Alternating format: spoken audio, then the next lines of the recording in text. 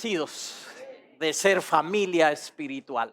Es una bendición, por supuesto, la familia natural, pero qué bendición tener una familia espiritual, hermanos de la fe, de la sangre también, porque una misma sangre nos limpió, nos compró. Así es que en ese sentido somos hermanos de sangre también. ¿Qué les parece? De una preciosa y poderosa sangre, la sangre de Cristo. Gracias a Dios por la familia espiritual que trasciende.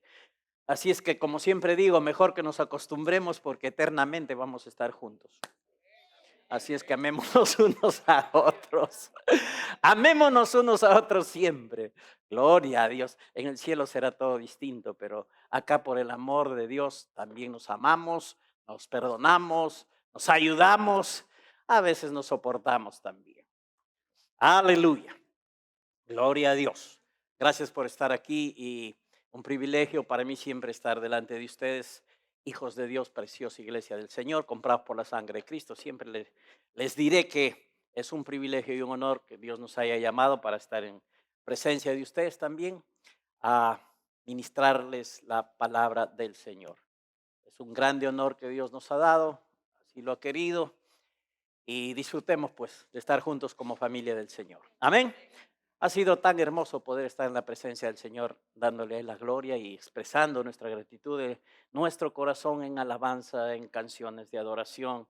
Lo hacemos en el Espíritu, de verdad, motivados por el Espíritu Santo, ministrando y fluyendo en el fluir que el Espíritu Santo nos da mientras estamos cantando.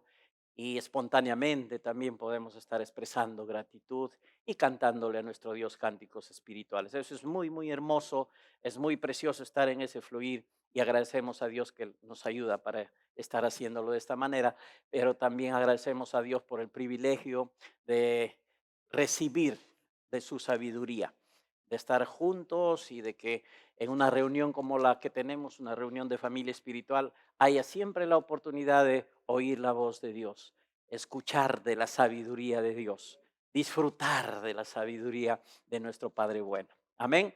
Entonces este es un tiempo precioso también, tiempo para la palabra del Señor y tiempo de que nuestro corazón esté así como tierra fértil, siempre decimos, ser tierra fértil a la buena palabra de Dios.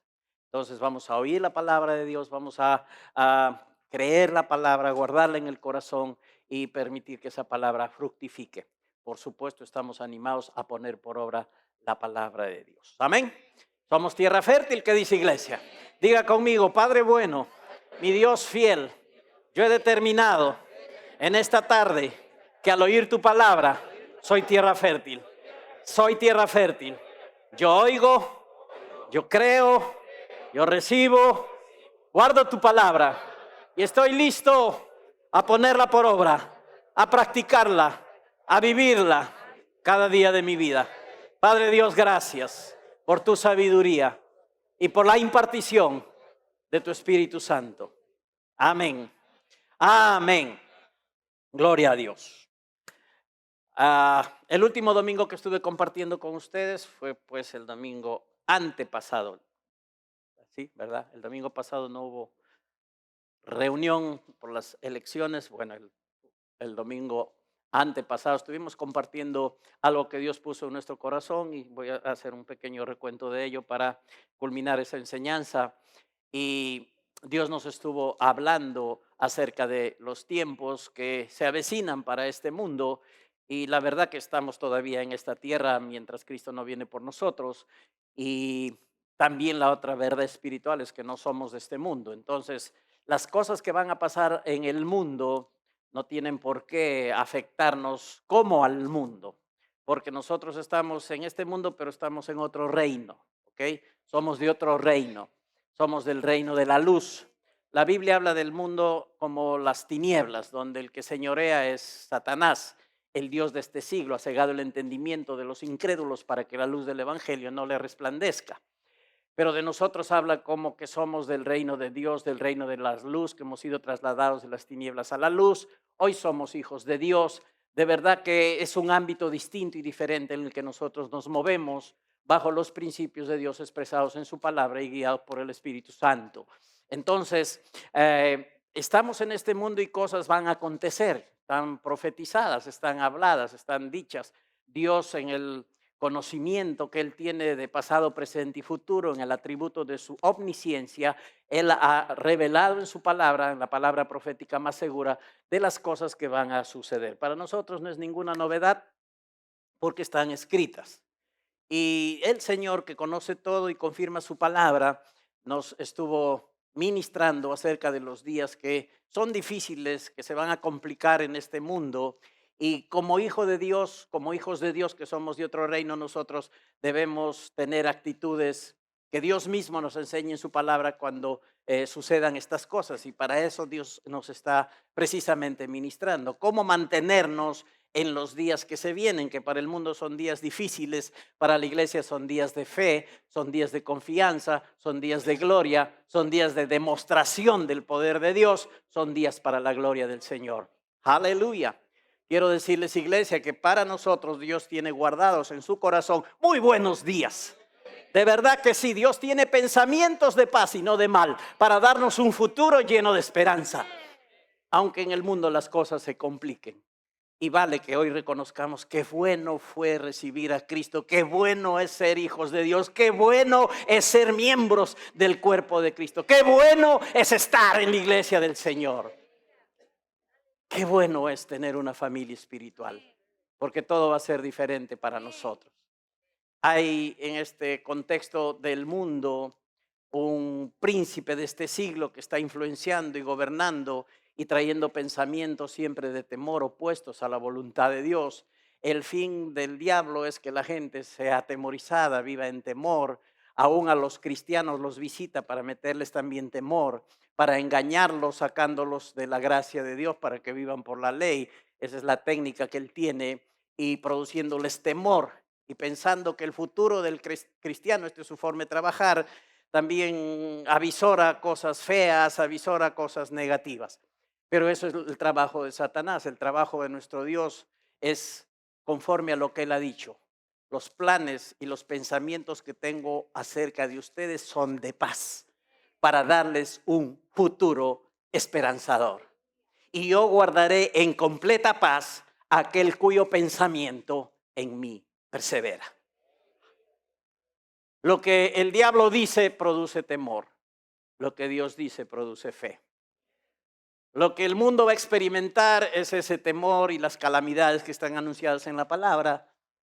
Pero lo que la iglesia va a experimentar es cada vez más la gloria de Dios. Estamos siendo llevados de gloria en gloria, siempre en triunfo y de victoria en victoria. Como hijos de Dios, ¿cómo debemos mantenernos en los días que se vienen? Dios nos dijo esto, habló a mi corazón, yo les he compartido eso, que debemos estar preparados y estar listos. Y tenemos que reconocer en este tiempo, hermanos, que la bondad de Dios no solo se manifiesta cuando recibimos una bendición. De repente estuviste creyéndole a Dios por una sanidad física y se manifestó, y gloria a Dios, gracias porque eres bueno, bondadoso, y eso está perfecto. Así es, Dios manifiesta su bondad sanándonos, perfecto. O recibiste una provisión económica, gracias a Dios, Dios se encarga de nuestra vida también en esa área y nos provee si estamos confiando en el Señor. Pero también nosotros tenemos que reconocer la bondad de Dios cuando Dios, que es omnisciente, se anticipa a los hechos que Él conoce antes que sucedan y nos advierte. Debemos de ser muy agradecidos a Dios porque Él es un Dios que se anticipa y nos advierte a los hechos que van a venir para prepararnos, a protegernos, para saber enfrentar esos tiempos difíciles. Porque a veces, hermanos, cuando los tiempos difíciles llegan y no hay preparación, entonces las reacciones aún de los cristianos no son de las mejores. Pero cuando Dios nos habla, cuando Dios nos prepara, cuando Dios, que se lo sabe todo, nos dice cómo es el asunto, entonces ya nosotros estamos bien alistados. Amén. Bien listecitos. Y entonces vamos a saber enfrentar las circunstancias que se vienen como cristianos, con las actitudes correctas. Y entonces estamos hablando acerca, ¿qué Dios nos ha dicho? ¿Cómo enfrentamos los días que se vienen, que son complicados para este mundo? Lo sabemos por la palabra de Dios. Dios nos ha dicho que sigamos reposando en Él, porque Él es nuestro Dios todopoderoso y es nuestro Padre fiel. Dos cosas incambiables que pertenecen a Dios en esencia, que Él es todopoderoso, omnipotente, pero Él también es un papá fiel. No solo Dios, pero también Padre. Los padres entendemos la diferencia entre ser una persona, ser un hombre y ser un papá. Dios no es solo Dios todopoderoso, Él es un Padre fiel. Y eso cambia mucho en favor nuestro. Dios nos ama como papá, se encarga de nosotros como papá, cuida de nosotros como papá, es responsable de nosotros como un padre fiel, como un buen padre. Así es que Él nos ha dicho para reposar en Él. ¿Y de qué se trata el reposo de Dios? De estar en su reposo. No es ociosidad, no es indiferencia, no es algo superficial ni algo de negligencia. Reposar es vivir tranquilos, es vivir confiados, serenos, en completa paz, producto de nuestra convicción en Dios, en su palabra, que lo que Él es, lo que Él dice, lo que habla de Cristo, de su obra es la verdad para nuestra vida. Y seguir creyendo en todo momento que Él nos ama aún mucho más que el amor que una mamá le tiene a sus hijos. Y las madres que están aquí seguramente entienden lo que quiero decir. Madre hay una sola, ¿no? Ese es el dicho que siempre se escucha en esta tierra. Y es verdad, madre hay una sola. Y el amor de madre, como dicen, es un amor que hasta el hijo feo lo ve lindo, ¿verdad que sí? Y para la mamá no hay hijo feo ni malo. Ya está, con eso se ha dicho todo. Pero el amor de Dios es más perfecto que el amor de la madre. Es infalible, es un amor real, lleno de buenas motivaciones, de cosas correctas. Y ese es el amor que Dios tiene para nosotros. Y Dios quiere, como les dije, que confiemos en Él, que estemos reposados en Él, en completa paz y tranquilos. Tenemos que enfrentar las cosas que se vienen con serenidad, con tranquilidad, con fe, con confianza en nuestro Dios. ¿Por qué? Porque Dios nos ha dado su palabra. Él ha dicho en el libro de Isaías que leímos, solo recordamos un poquito de Isaías 30:15, donde dice la escritura: así dijo Jehová el Señor, el Santo de Israel, en descanso y en reposo seréis salvos. En descanso y en reposo seréis salvos. En quietud y en confianza será vuestra fortaleza. Entonces yo les animo en esta tarde a decir lo que la palabra de Dios dice. Digan conmigo: en descanso y en reposo será mi salvación. En descanso y en reposo voy a ser salvo de la adversidad, de las dificultades, de los obstáculos, de los tiempos difíciles. En descanso y en reposo yo seré salvo. En quietud y en confianza está mi fortaleza. Aleluya, gloria a Dios. Esto es lo que Dios ha dicho en su palabra. En la experiencia del pueblo de Israel, ellos estuvieron tan endurecidos en ese tiempo en su corazón, que el mismo Dios, nuestro Padre fiel, da testimonio de que ellos no quisieron lo que Dios les decía. No les agradó, no les gustó, no se sintieron bien con eso, pero Dios dice que no quisieron. Dios les dice: descansen, Dios les dice: confíen, Dios les dice: reposen, yo soy su Dios. Yo soy el Dios de su pacto, el Dios que les dio palabra a sus padres. Descansen y reposen en mí, pero ellos no quisieron. ¿Y qué estaban queriendo a cambio de la promesa de confianza que debían tener en Dios y que Dios iba a responder a ella? ¿Qué querían? Querían solucionar los problemas de forma natural, cosa que es muy común y que le pasa también en este tiempo a la iglesia, a los hijos de Dios. De que tenemos dificultades y lo primero que corremos es a una búsqueda de solución natural y no a Dios ni a su palabra ni a confiar en Dios. Lo primero que la gente a veces suele hacer siendo cristianos es correr a buscar soluciones naturales. Cosas naturales deben ser resultantes de una confianza en Dios, de la dirección de Dios para hacerlas y tener provecho de ellas en nuestra vida. Pero es a Dios a quien tenemos que recurrir, de Dios es quien tenemos que oír. Nuestra confianza en Dios es la que debe determinar las cosas que sucedan en nuestra vida. Y la experiencia del pueblo de Israel fue que ellos estaban siendo atacados por los asirios. Y el rey de Judá en ese tiempo, Ezequías, estaba mirando a Egipto en busca de protección. Una protección que evitara que los asirios tomaran su tierra. Los asirios comandados por el rey de ese tiempo de Asiria, que era Sennacherib. Entonces el pueblo de Judá, el rey Ezequías, estaba mirando solución a la dificultad que estaban enfrentando, no en la palabra, ni en la promesa de Dios, ni en los antecedentes de Dios, ni en el pacto de Dios, sino estaba mirando soluciones naturales. estaba confiando en que el rey de Egipto por supuesto era una nación poderosa en ese tiempo, y que ellos iban a protegerlos, pero Egipto no iba a hacer absolutamente nada. Sabemos por testimonio, ya lo estudiamos, estaban cruzaditos de brazos, fanfarroneaban, hablaban y hablaban, pero ellos eran como perros que ladran y no muerden, y no harían absolutamente nada por defender a los judíos, aunque ellos estaban poniendo su confianza en él. Entonces, Dios les dio palabra, Dios envió sus profetas, Dios les hablaba, pero ellos no quisieron.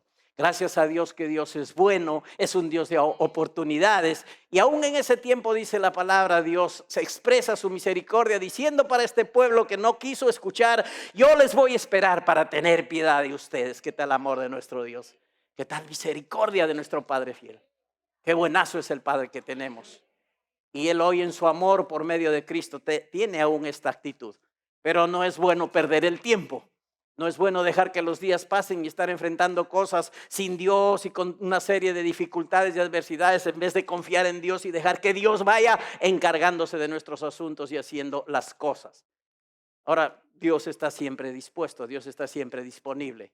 Pero hasta que la persona se conecte con Dios y le dé oportunidad a Dios, entonces todo ese trayecto va a ser un trayecto sin Dios y un trayecto de sufrimiento y un trayecto donde no hay soluciones sobrenaturales de parte del Señor. Por eso vale que confiemos en Dios y entendamos y creamos que siempre Dios, en descanso y en reposo, que no es ociosidad, no es negligencia, no es descuido ni superficialidad en nuestra vida cristiana, sino confianza, seguridad completa, convicción en la palabra de Dios.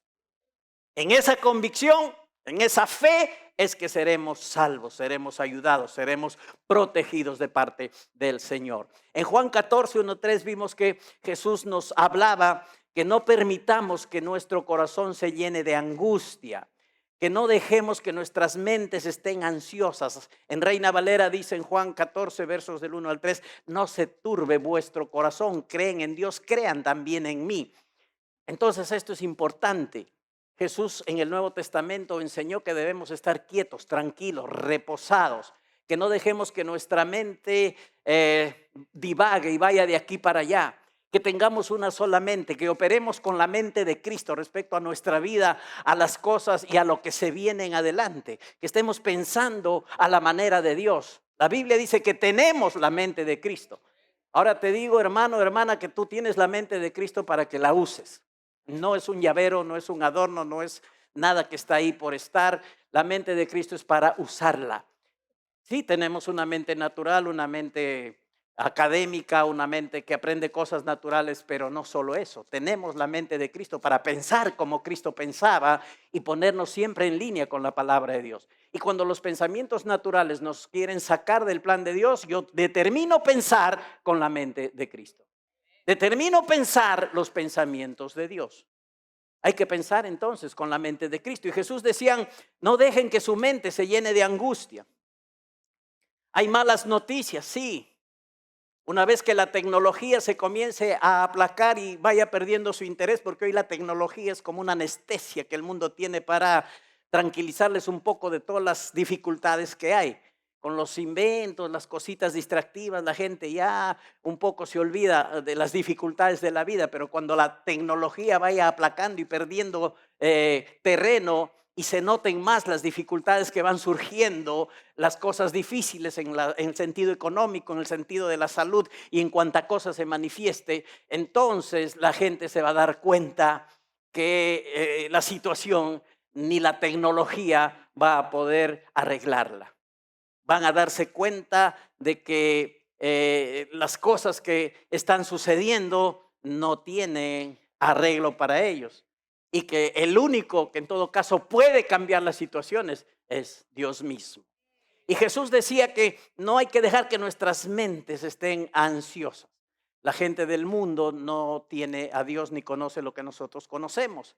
Por lo tanto, los cristianos necesitamos estar operando, como digo, con la mente de Cristo y no permitirnos estar ni ansiosos, ni preocupados, ni angustiados, ni afanados por ninguna cosa. De ahí que el apóstol Pablo declaraba que por nada estemos afanosos. Y por nada es pues por nada. Por nada estéis afanosos, sino que sean conocidas vuestras peticiones con toda oración y con ruego y con acciones de gracias. Y Pablo, por el Espíritu, estaba completamente de acuerdo con Jesús. Jesús dijo que no se llene de angustia su corazón, que su mente no esté ansiosa ni esté divagando. Y Jesús dijo, confían en Dios, confíen en mí. ¿Cómo evitamos que el corazón, que la mente se llene de angustia, se llene de afán y de ansiedad? Confiando en Dios. Pero Jesús dijo algo más, confíen en Dios y confíen también en mí.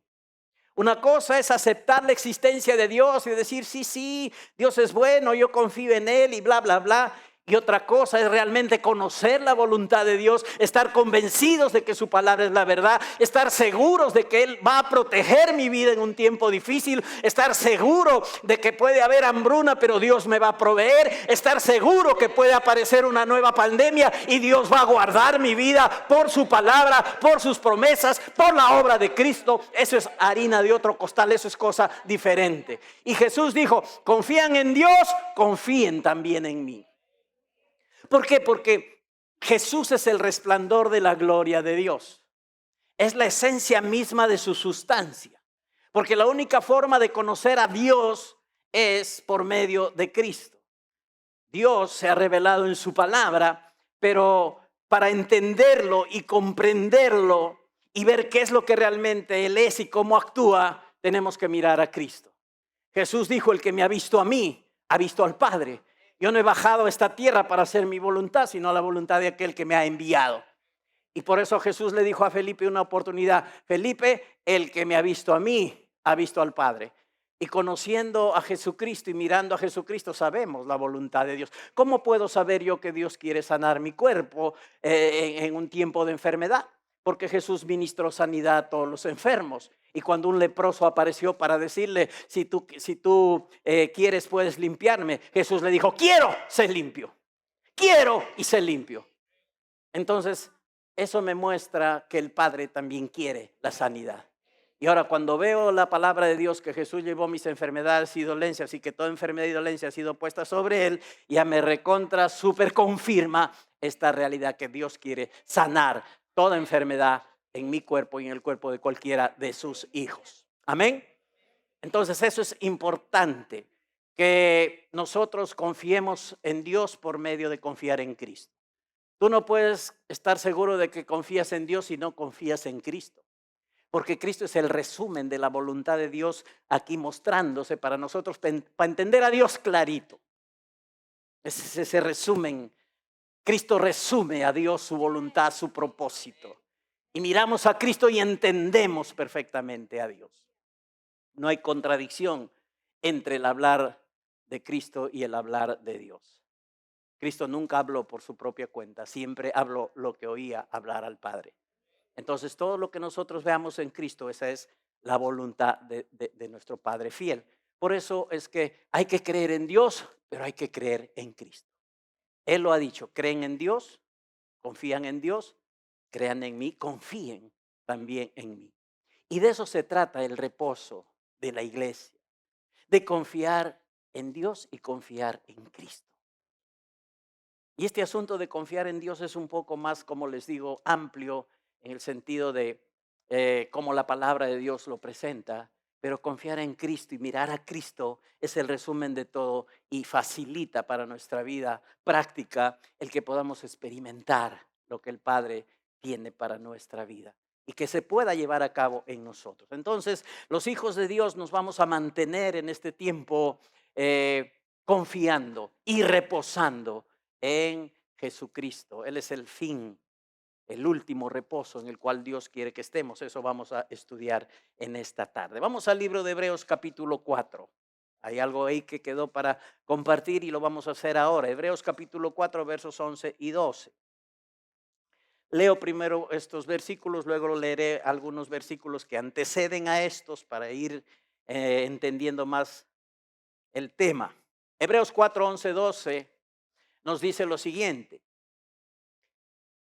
Si llegaron por ahí, vamos a leer, dice lo siguiente. Procuremos, Hebreos 4, 11, 12. Procuremos, pues, entrar en aquel reposo para que ninguno caiga en semejante ejemplo de desobediencia. Porque la palabra de Dios es viva y es eficaz y más cortante que toda espada de dos filos y penetra hasta partir el alma y el espíritu y las coyunturas y los tuétanos y discierne los pensamientos y las intenciones del corazón. Si nosotros estamos para analizar este pasaje que acabo de leerles y fijamos nuestra atención en la primera palabra de nuestra lectura, esa palabra es procuremos y se completa la frase cuando dice, pues entrar en aquel reposo. La voluntad de Dios es que nosotros vivamos reposados. Por eso es que hay una responsabilidad que Dios nos revela en la cual nos dice, tú tienes que interesarte y eres responsable de vivir reposado. Procuremos pues entrar en el reposo. Eso quiere decir que los hijos de Dios no pueden vivir sin reposo. Están llamados a vivir como parte de su vida en el reposo, en la quietud, en la confianza en Dios, en su palabra, en sus promesas, en Cristo, de una manera más específica, en su obra, en la gracia de Dios. La iglesia tiene ese llamado de procurar pues entrar en el reposo de Dios, que ya lo vamos a entender de qué se trata en un ratito que sigamos estudiando. Pero quiero ver la significancia de esta palabra, procuremos, espoudazo.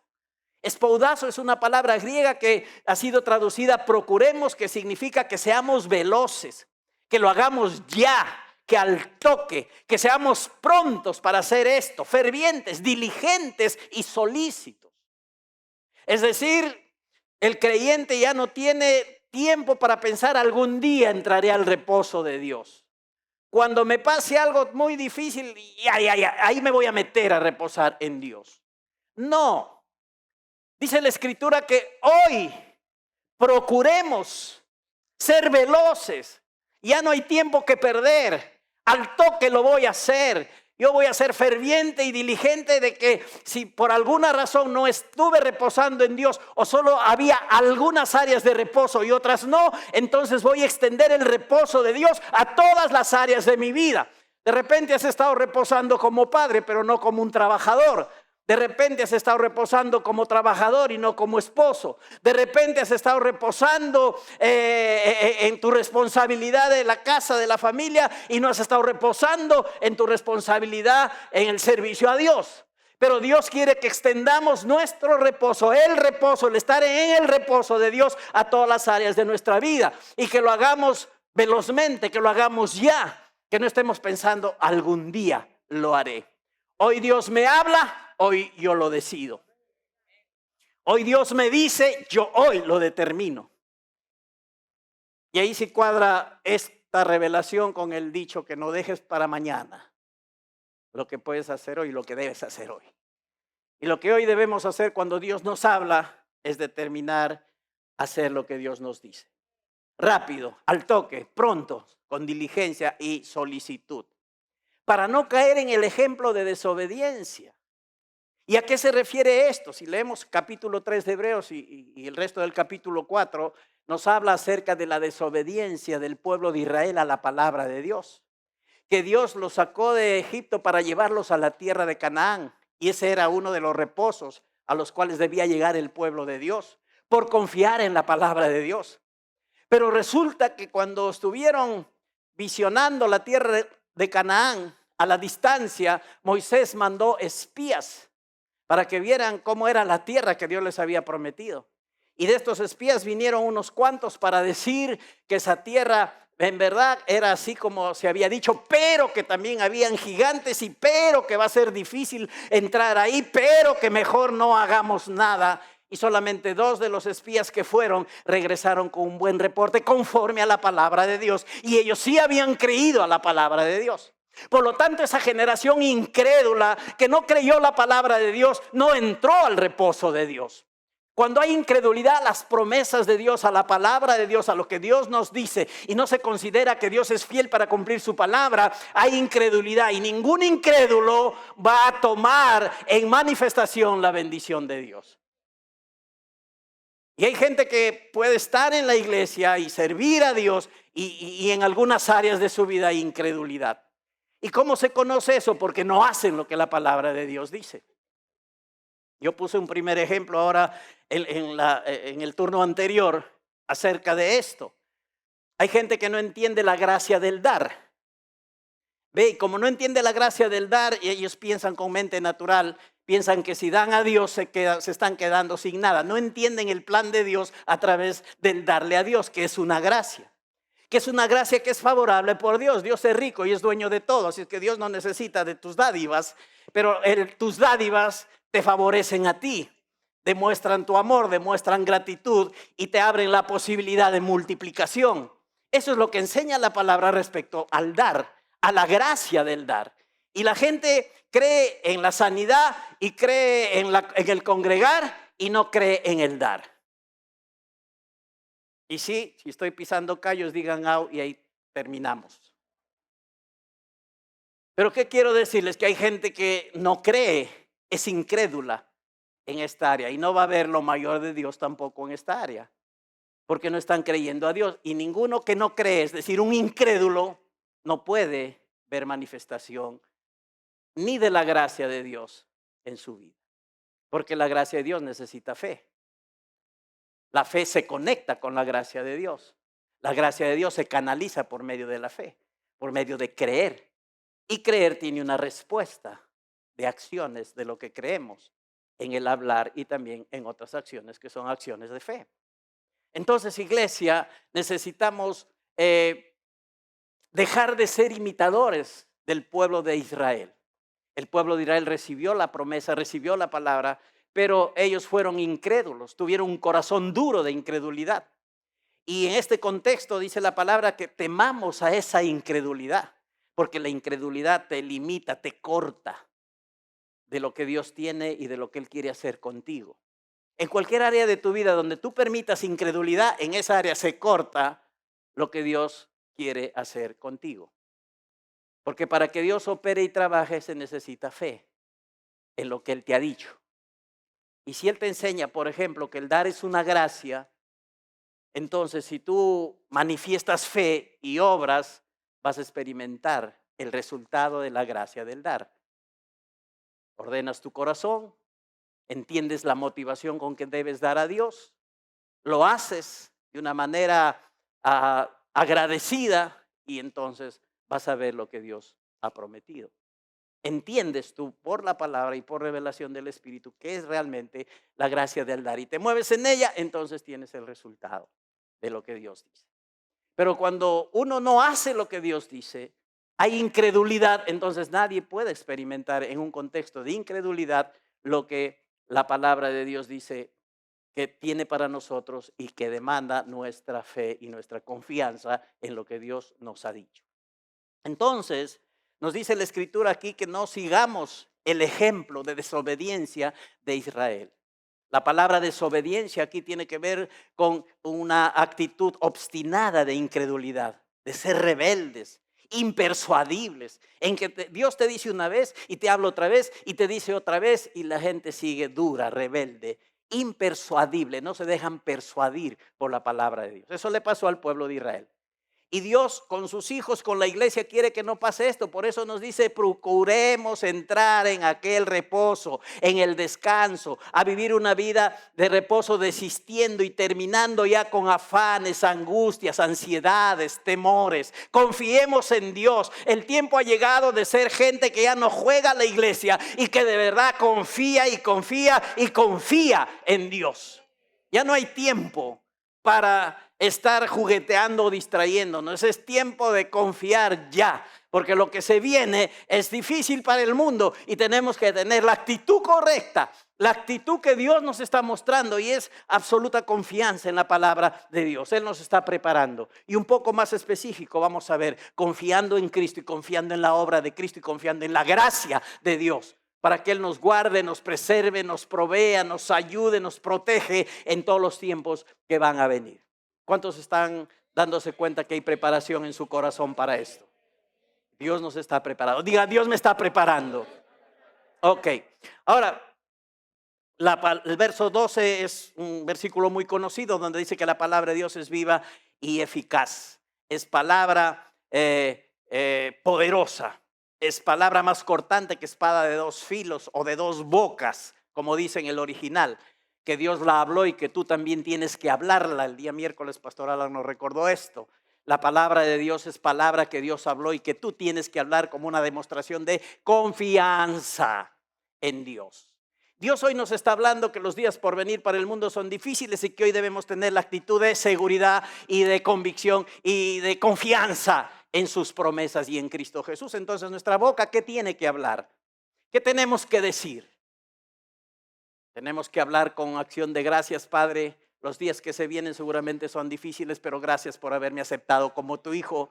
Gracias porque yo pertenezco a otro reino. Gracias porque yo estoy en el reino de la luz.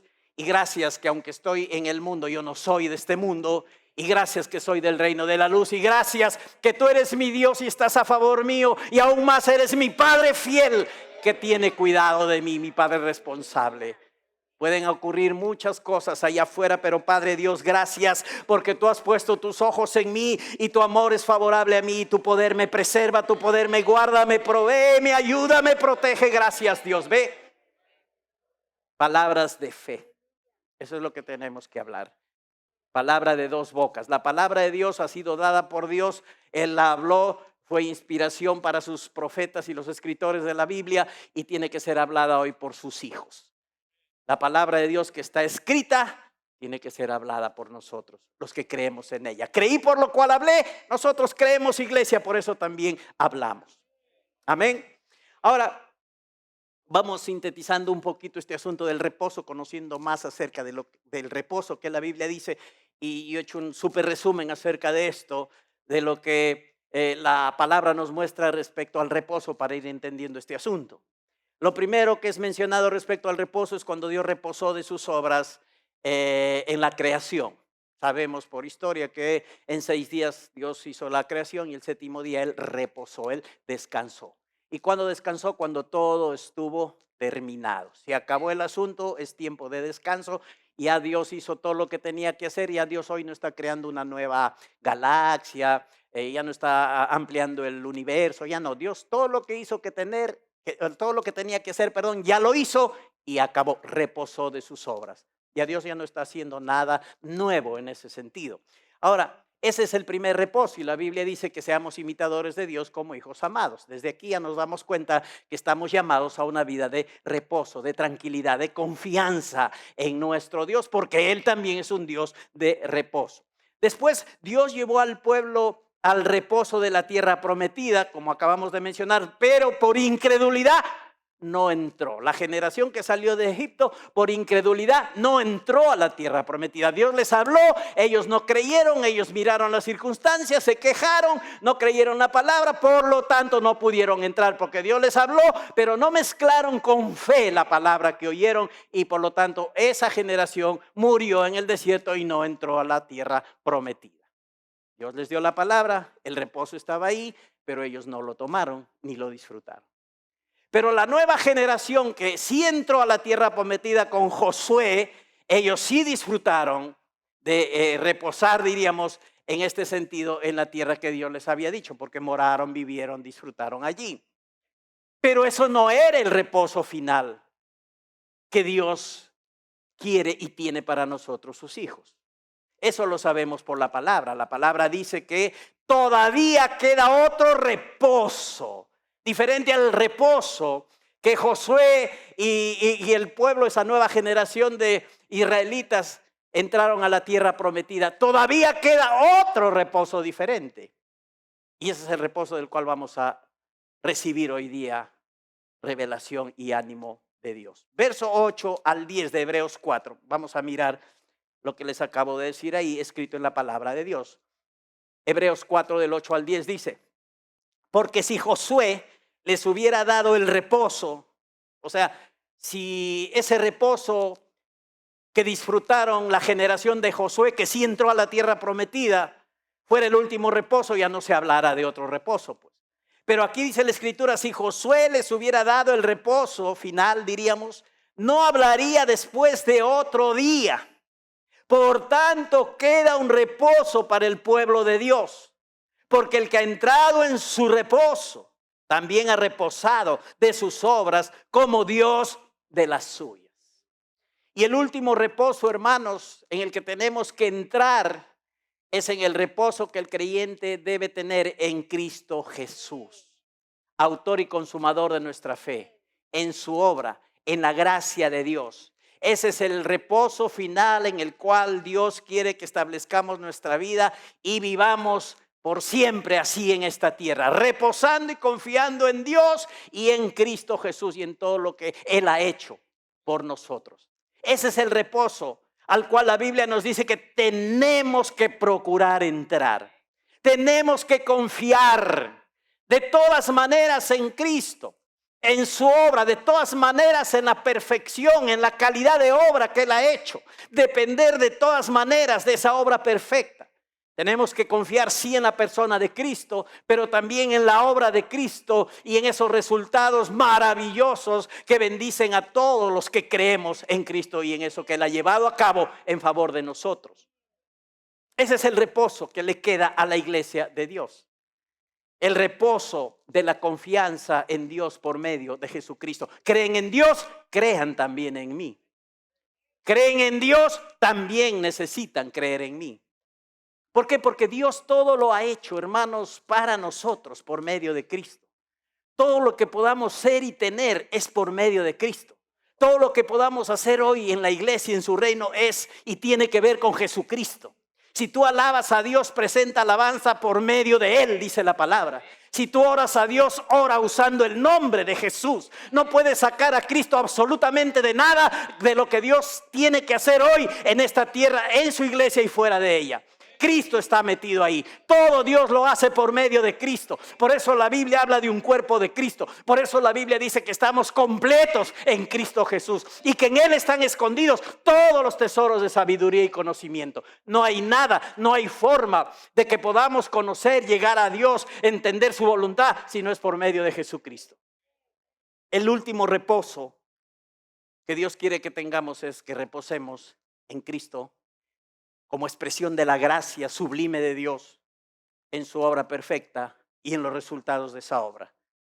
Ese es el reposo que Dios quiere para nuestros días, para nuestras vidas, y en el cual tenemos que procurar, aunque no lo sintamos, aunque no nos parezca, pero necesitamos creer en ello. Procuremos pues entrar en ese reposo para no caer en el ejemplo de desobediencia que cayó el pueblo de Israel, y esa generación que salió de Egipto perdió la bendición, aunque Dios ya les había dado su promesa. Por tanto, queda un reposo para el pueblo de Dios, porque el que ha entrado en su reposo también ha reposado de sus obras como Dios de las suyas. Aquí está encerrado lo que les acabo de decir.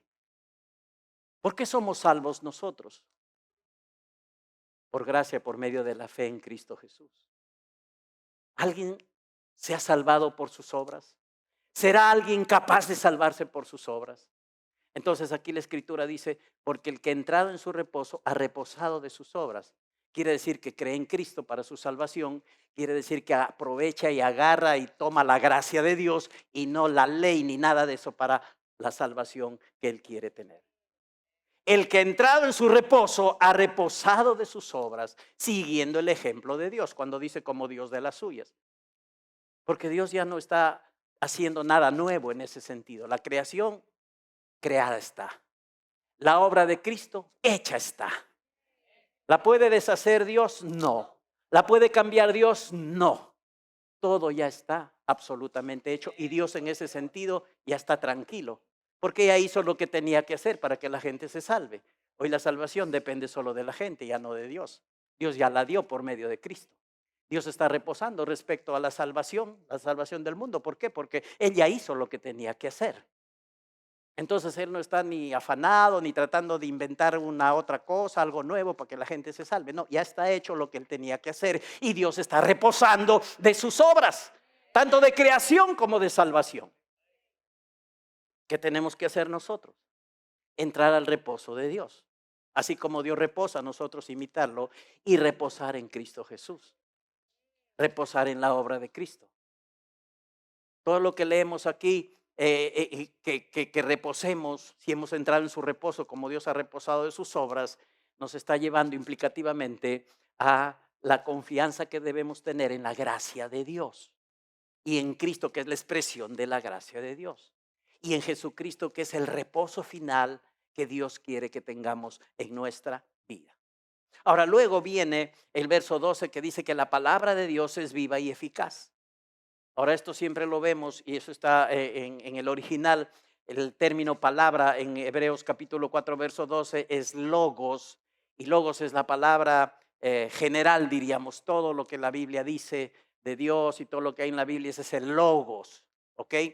Y ese logos te informa, ese logos te inspira, ese logos te instruye, pero también la palabra nos enseña que hay algo más específico en lo que hoy los creyentes debemos creer. Voy a mostrarles eso ahora.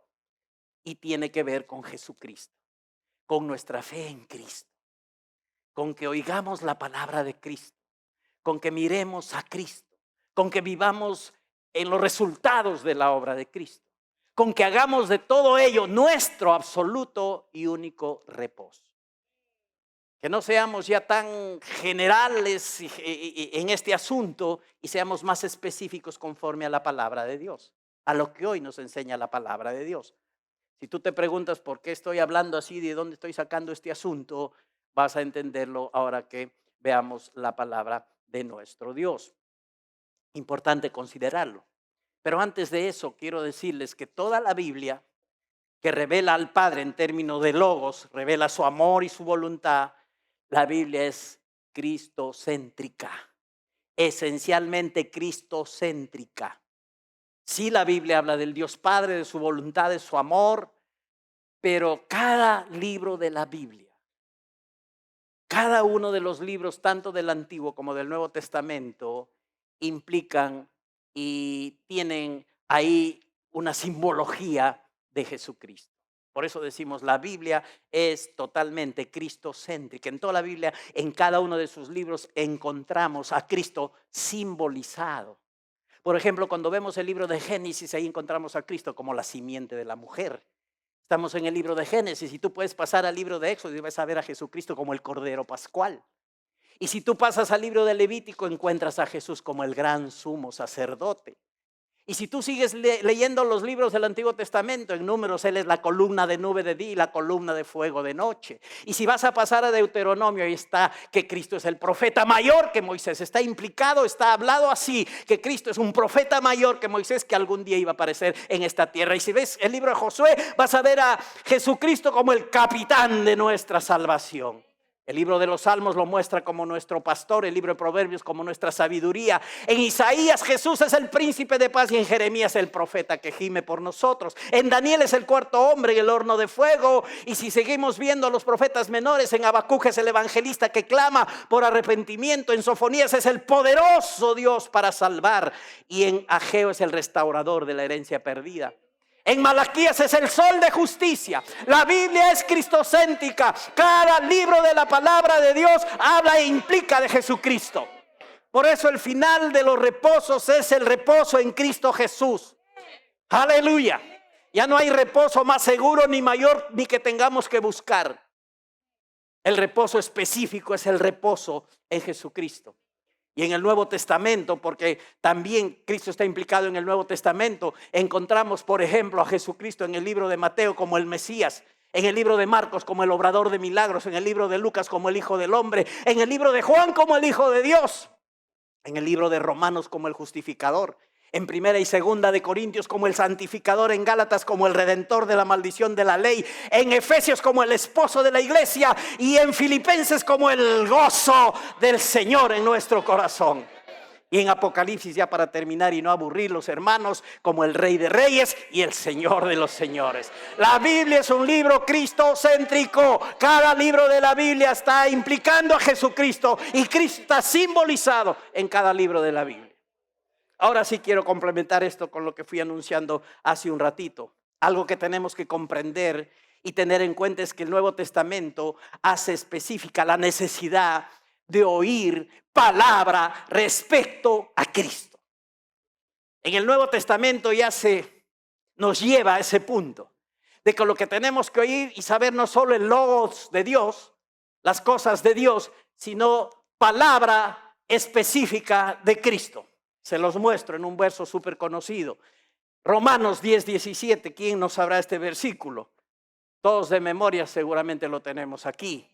Así que la fe es por el oír y el oír por la palabra de Dios.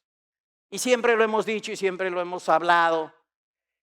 Pero también quedó en nuestra idea que esta palabra de Dios se refiere a la palabra general, al logos.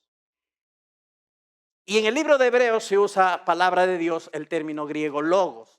Pero aquí cuando habla de que la fe es por el oír la palabra de Dios, no dice logos. ¿Saben lo que dice? En el original dice, así que la fe es por el oír y el oír el rema de Cristo. El rema de Cristo. Dios nos lleva de lo general ahora a lo específico. Lo que la iglesia tiene que estar oyendo y concentrarse y enfocarse es en los remas de Cristo. No quiere decir que no aprendas de otras cosas de la Biblia que te pueden ayudar, ilustrar y cosas por el estilo. Pero tu enfoque, tu concentración, tu interés primordial tiene que estar en el rema de Cristo. Rema es una palabra específica en un tiempo específico, en un lugar específico. Es un rema de Cristo donde Dios te habla a tu necesidad y tú puedes creer en eso y vas a manifestar en tu vida lo que Dios te está diciendo. Por ejemplo, esta tarde estás aquí y yo te digo que Cristo llevó tus enfermedades y dolencias. Tú estás pasando por un momento de dificultad. Entonces ahora yo te hablo que Cristo en un momento específico, en un tiempo específico, una palabra específica, y te digo, tú estás sano por las llagas de Jesucristo. Y ese es un rema basado en Cristo y en su obra. Y es algo que debes de tomar. Y eso levanta fe, eso te edifica. Eso no es algo general, eso es algo específico. Es un rema de Cristo.